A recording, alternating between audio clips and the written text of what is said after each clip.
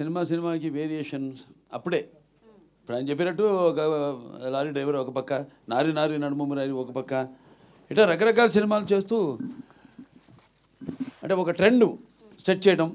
అంటే ఫస్ట్ అసలు చలనచిత్ర పరిశ్రమలో, ఈ భారత చలనచిత్ర పరిశ్రమలో ఒక కమర్షియల్ ట్రెండ్ సెట్ చేసింది ముందుగా నాకు జన్మనిచ్చి నన్ను అందరి గుండెల్లో ఆయన ప్రతిరూపంగా నిలిపిన యుగపురుషుడు. అలాగే విశ్వానికే నటన ఎలా ఉంటుందో చూపించిన నా తండ్రి, నా గురువు, నా దైవం, కారణ జన్ముడైన నందమూరి తారక రామారావు గారు. ఆయన నాకు ఇన్స్పిరేషన్ అండి. ఎందుకంటే ఇటువంటి వాటిల్లో అప్పుడు ఏదో ఒకటి కొత్తదనం మొదటి నుంచి కూడా ఆయన మంచి పండు వయసులో ఉన్నప్పుడు రాజు పేద డీ గ్లామరైజ్ క్యారెక్టర్ చేయడం, అదే ఇన్స్పిరేషన్తో నేను భైరవ దీపంలో మని కురుపి వేషం చేయడం అంతకంటే ఘోరం అసలు. అందులో అయినా అంతా కొంచెం నీట్గా, ఇందులో అయితే అసలు టోటల్గా హంచ్ ప్యాక్, ఒక కన్ను మూతపడిపోయి పళ్ళు బయటకు ఉండి అంటే అట్లా చేయడం ధైర్య సాహసాలు ఇచ్చింది ఆయనే నాకు. అటువంటిప్పుడు ఎప్పుడు కొత్తదనం ప్రజలు కోరుకుంటూ ఉంటారు, డెఫినెట్గా వాళ్ళు ఉంటుంది, కానీ ఏంటన్నదే అది మనం ఎక్స్ప్లోర్ చేయాలి, అది ఇంపార్టెంట్. ఎందుకంటే దానికి ఒక సర్వే అంటే మనం ఒక ఆత్మ పరిశీలన చేసుకోవాలి. ఇంతవరకు చేసింది ఏంటి, ఇంకా ఏం చేయాలి, ఇంకా ఒక అదే యాక్టింగ్ అంటే నేను చెప్తుంటాను, అరవడమో లేకపోతే ఏడవడమో ఒకరిని ఆనందపరచడానికి విసిరే నవ్వు కాదు. యాక్టింగ్ అంటే ఒక పాత్రలోకి, ఆ పాత్రలో యొక్క అనుభవాలు మనకు తెలీదు. ఆత్మలోకి మనం వెళ్ళడం యాక్టింగ్ అంటే. సో అటువంటిది చేద్దాం, కొత్తగా చేద్దాం. అలాగే కృష్ణప్రసాద్ గారు, మన ముఖ్యంగా ఎస్పి బాలసుబ్రహ్మణ్యం గారు, ఆయన వెనకుండి సారథిగా ఈ చిత్రానికి వెన్నెముకై కృష్ణప్రసాద్ గారిని ప్రోత్సహించడం.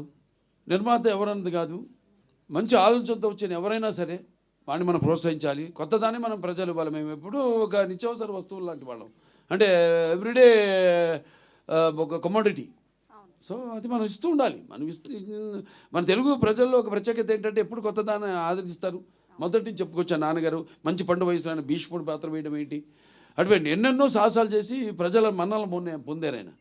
అంటే ఆయన ఒక 10-15 సంవత్సరాల ముందు ఆలోచించేవారు. ఆయన ఒక రకంగా నిర్మాతలు కూడా ఏదైనా సినిమాకు యావరేజ్గా దాటితే కూడా ఆయన చెప్పేవారు, సలహా ఇచ్చేవారు, ఏమండి ఈ నెగిటివ్ ఎప్పుడు తాకట్టు పెట్టద్దు మీరు ఎక్కడ కూడా, ఇది ఎప్పటికైనా బంగారు గుడ్లు పెట్టే బాతు, దట్ ఈస్ ఎన్టీఆర్ అనేవారు ఆయన.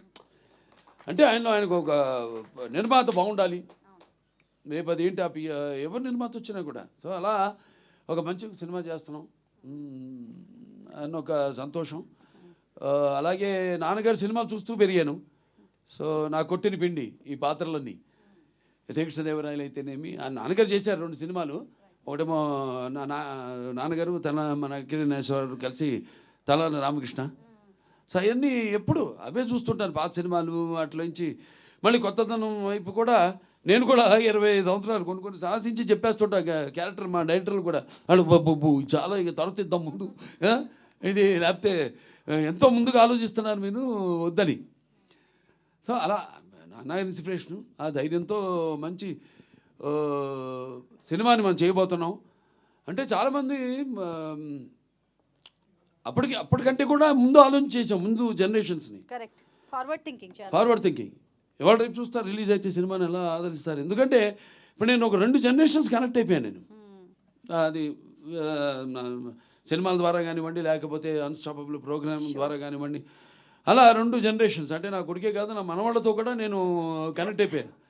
సో వాళ్ళకి ఇది కరెక్ట్ యాప్ట్ పిక్చర్ బాలకృష్ణది ఈ సినిమా. అన్ని సినిమాలు పిల్లలు కూడా చూస్తున్నారు, డైలాగులు చెప్తున్నారు. ఏది మా డాకు మహారాజు కానివ్వండి, లేకపోతే మా నెలకొండ భగవంత్ కేసరి కానివ్వండి, లేకపోతే అఖండ కానివ్వండి, లేకపోతే వీరసింహారెడ్డి కానీ. అటువంటిది మరి మెయిన్గా ఒక సింగతి శ్రీనివాసరావు అంత ముందు చేసిన సినిమాలు, ఆయన చేసిన ఎక్స్పెరిమెంట్స్. సో ఆ ఎక్స్పెరిమెంట్స్ ముందుగా నాకు ఆయన మీద ఒక నమ్మకం. ఇప్పుడు బాపు గారి డైరెక్షన్లో నేను శ్రీరామరాజ్యం చేసినట్టే. ఎందుకంటే బాపు గారు లేకపోతే ఆ సినిమాని చేసి ఉండేవాడిని కాదు.